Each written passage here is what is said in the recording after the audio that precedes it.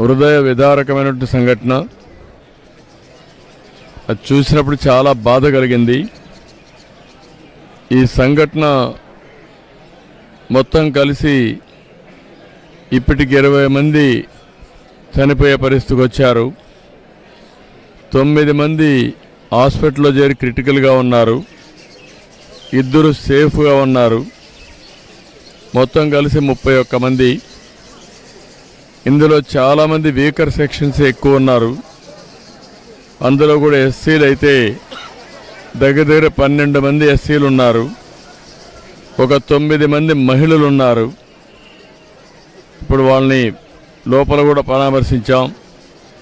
చాలామంది పేదరికం, ఏదో కూలి పని చేసుకొని ఇల్లు గడపాలనే పరిస్థితి.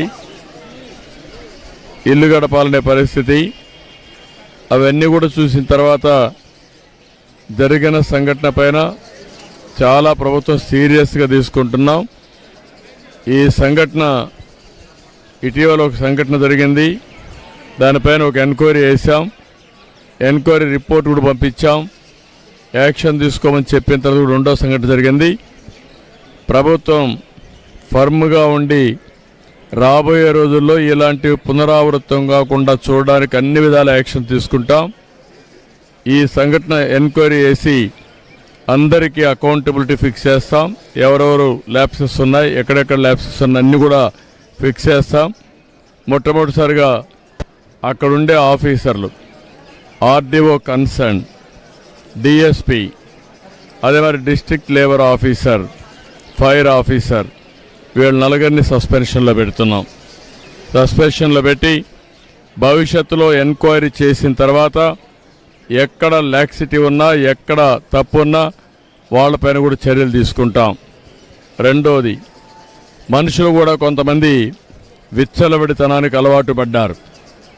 ఇలాంటి నేరాలు చేసి ప్రజా జీవితాలతో చెలగాటమాడే పరిస్థితికి వచ్చారు. వాళ్ళపైన క్రిమినల్ ప్రాసిక్యూషన్ చేయడమే కాకుండా చట్టపరంగా వాళ్ళని ఏం చేయాలనో అరెస్టులే కాకుండా ప్రాసిక్యూషన్ చేపిస్తాం. వీలైనంత వరకు లైఫ్ ఇంప్రిజన్మెంట్ వచ్చేట్టుగా ప్రయత్నం చేస్తాం. ఇంకొక పక్కన వాళ్ళ ఆస్తులు కూడా జప్తు చేసి బాధితులకు అందరికీ ఎవరైతే చనిపోయారో వాళ్ళందరూ కూడా కుటుంబాలకు అప్పచెప్తాం. ఎందుకంటే వీళ్ళు ఇష్ట ప్రకారం చేయడానికి వీలు లేదు.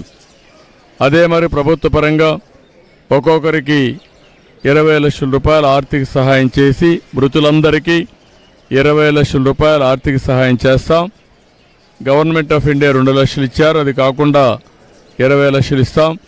అదే మాదిరిగా వీళ్ళందరికీ ట్రీట్మెంట్ ఇస్తున్నాం. ఆ ట్రీట్మెంట్ అంతా ఖర్చు పెట్టి ఎవరైతే ఈరోజు ఇంజూర్ అయ్యారో వాళ్ళ పరిస్థితిని బట్టి వాళ్ళని ఆదుకుంటాం. కాబట్టి వాళ్ళని కూడా ఆదుకునే కార్యక్రమానికి శ్రీకారం చుడతాం. వీళ్ళు కాకుండా ఎవరైతే వీళ్ళల్లో కొంతమంది చిన్న పిల్లలు ఉన్నారు, చదువుకోలేని పరిస్థితి కూడా ఉంది, వాళ్ళందరినీ చదివించే బాధ్యత రెసిడెన్షియల్ స్కూల్స్లో పెట్టి ప్రభుత్వం తీసుకుంటాం. ఈ పేదవాళ్ళు ఎవరైతే ఉన్నారో చనిపోయారో వాళ్ళకి ఇళ్ళు లేకపోతే ఇళ్ళు కూడా కట్టించి వాళ్ళని ఆదుకునే కార్యక్రమానికి కూడా శ్రీకారం చుడతాం. కుటుంబాలను ఆదుకుంటాం. దోషుల్ని కఠినంగా శిక్షిస్తాం. ల్యాప్సెస్ అన్ని పునరావృతం కాకుండా ఫర్మ్గా యాక్ట్ చేసి అన్ని విధాలా ముందుకు పోతామని చెప్పి తెలియజేసుకుంటూ, నేను ఆ కుటుంబ సభ్యులు తేలేం కానీ ఆ కుటుంబాలను ఆదుకోవడానికి అన్ని విధాలా సహకరిస్తాం. ఎవరైతే చనిపోయారో ఆ కుటుంబ సభ్యులకు నా ప్రగాఢ సానుభూతి తెలియజేసుకుంటూ, చనిపోయిన వారందరూ కూడా ఆత్మశాంతి కలగాలని భగవంతుని ప్రార్థిస్తూ సెలవు తీసుకుంటున్నాను.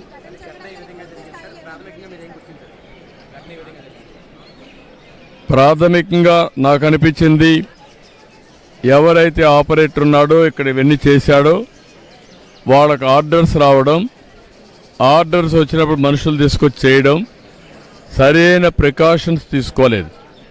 ప్రివెంటివ్ మెజర్స్ ఏమైతే తీసుకోవాలనో, ఇది ఎక్స్ప్లోజివ్ మెటీరియల్, అలాంటి మెటీరియల్ ఉన్నప్పుడు అన్ని జాగ్రత్తలు తీసుకోవాల్సింది. ఆ జాగ్రత్తల్లో ఫెయిల్ అయ్యారనేది నా ప్రైమరీ అసెస్మెంట్. రేపు టెక్నికల్గా అవన్నీ చూస్తే మనకు ఒక ఐడియా వస్తుంది. ఎక్స్ప్లోజివ్ మెటీరియల్ ఎంత ప్రొక్యూర్ చేశారు, ఎక్కడెక్కడ చేశారు, మన వాళ్ళు సూపర్వైజ్ చేసినప్పుడు ఎందుకు ఇలాంటివన్నీ కూడా గట్టిగా వార్నింగ్ ఇవ్వలేకపోయారు, అవన్నీ బయట వస్తాయి. అప్పుడు యాక్షన్ తీసుకుంటాం.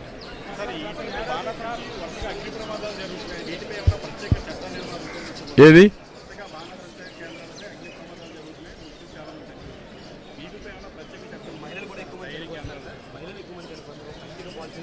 ఏది దీని మీద ఎలాంటి ఇవి తప్పకుండా ఎన్నున్నాయో రెగ్యులేట్ చేస్తాం.